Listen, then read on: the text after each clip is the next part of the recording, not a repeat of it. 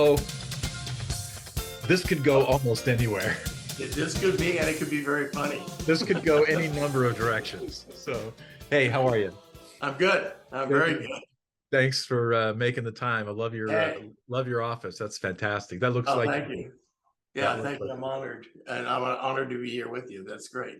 Oh, thanks. Thanks. Well, you're the first fellow former VP and ministry leader that I've interviewed so far in the series, besides Cam, of course. Yes. Um, but we were in the trenches together for so long, and I really treasure those days.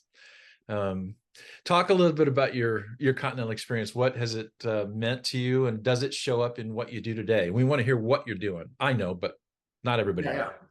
Well, yeah. I mean, I would say, even people who are familiar with me from the time we were together there that may not be familiar know the fact that I actually traveled the first time in. You ready for this? 1969. Wow.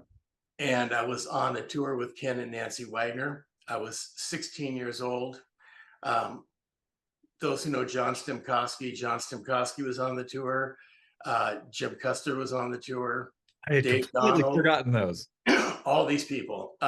There were 50 of us, and the average age was 16 on that tour. It was like being pinned up in a bus on with a summer camp the whole summer. It was fantastic. I think Nancy would probably tell you that it was still one of her favorite groups. And that first year, other than the fact that, and I know that everybody would say this, other than the fact that when you get out there on your own and mom and dad aren't there and you're that young, it's like a whole bunch of stuff happens. But for me, I think the best thing that happened that year was it was the first time that I realized that I had to become who I was. I had to become a person, and I had to make decisions for myself. And that especially applied to my following Jesus. And I didn't have the structure stand around me that I had always had, that I never really made decisions or really made any commitments to anything, because it was just, I grew up like you. I grew up in a great house and a great church. And it was a time that I kind of had to sit down and go, who am I and what do I believe? So at the very beginning, that was a major life changer for me. Later on, I went away to school, did a bunch of stuff, came back 8 years later. And when I came back and started in leadership, I did one summer as an assistant director. And then I came back on tour. I came back and started working in the office with Fred Heumann.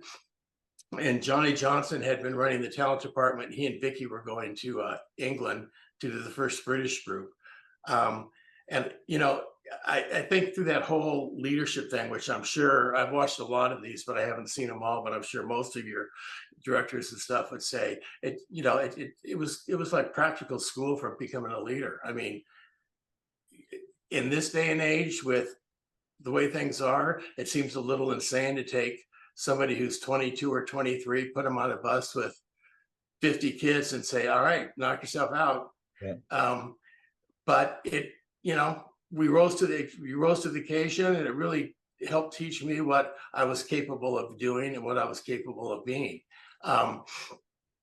It also, I think, helped me really recognize what I would say, for lack of a better term, kind of my mission in life. And that, I think, in a very broad sense, I think early on I realized that my real mission in life and what I was being called to be and do was to mentor other people.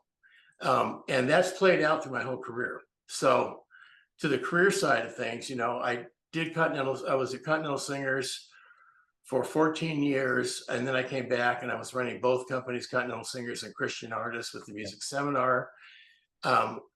And so I was there for a total of 16 years.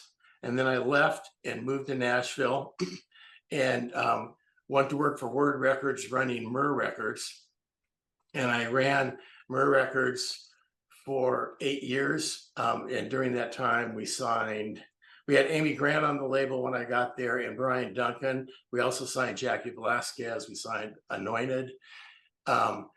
We added they rolled the Black gospel division underneath me, so I was overseeing all the Black gospel music. So I worked with Marvin Sapp and Shirley Caesar, Michael Card, Crystal Lewis, a whole bunch of people. I was there until 2000, and then I left to start my own management company, and I started out doing artist management. So let's go back to the record company. So at the record company, it was an extension of what I did, really, what I learned at Continental Singers.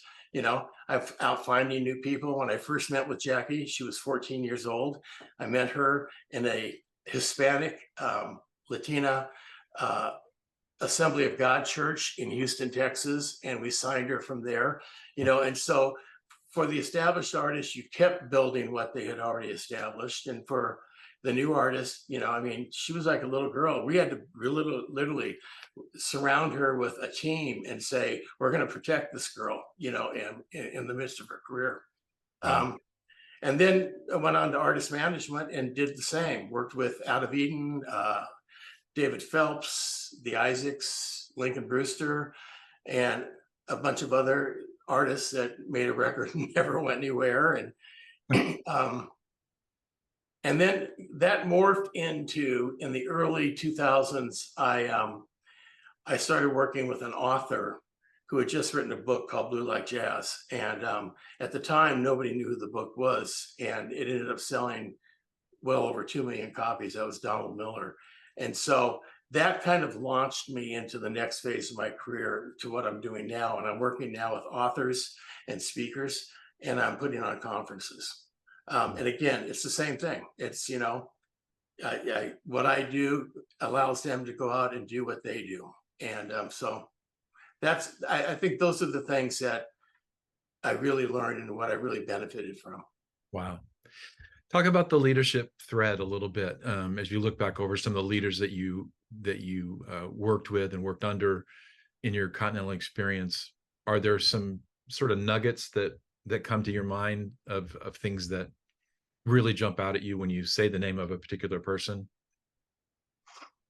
Well, Ken and Nancy Waggoner were the first, and they were the ones that were responsible for my first experience. So they were always, not just friends, but they were like not only a great leader at a time when I needed a great leader, but they ended up for the rest of my life being like almost like brother and sister. And you have the same, I know, the same affection for both of them too.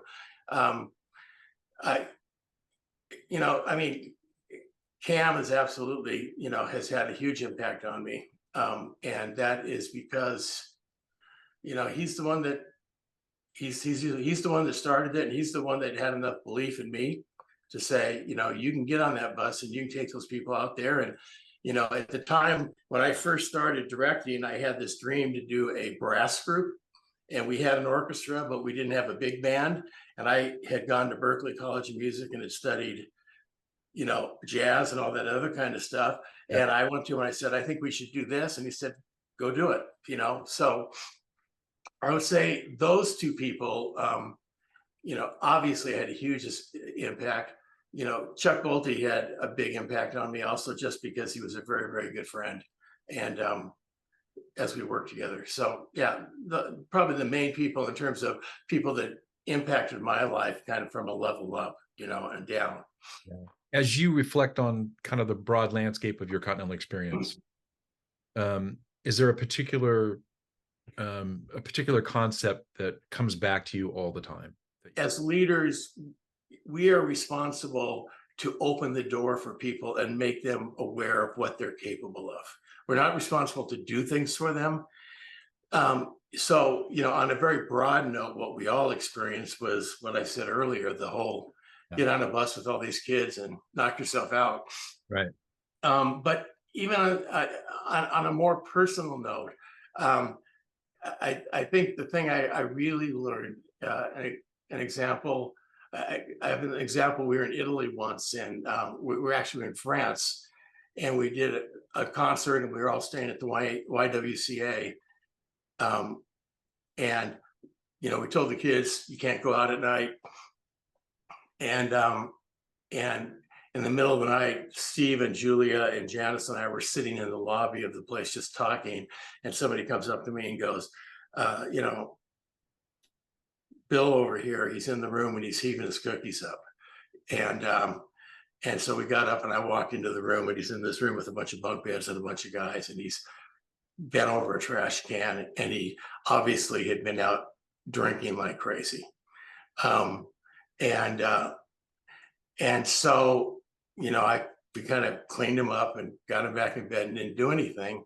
And I really agonized over that for a couple of days on what I was supposed to do with that, because, you know, we had a really strict rule about that on the road.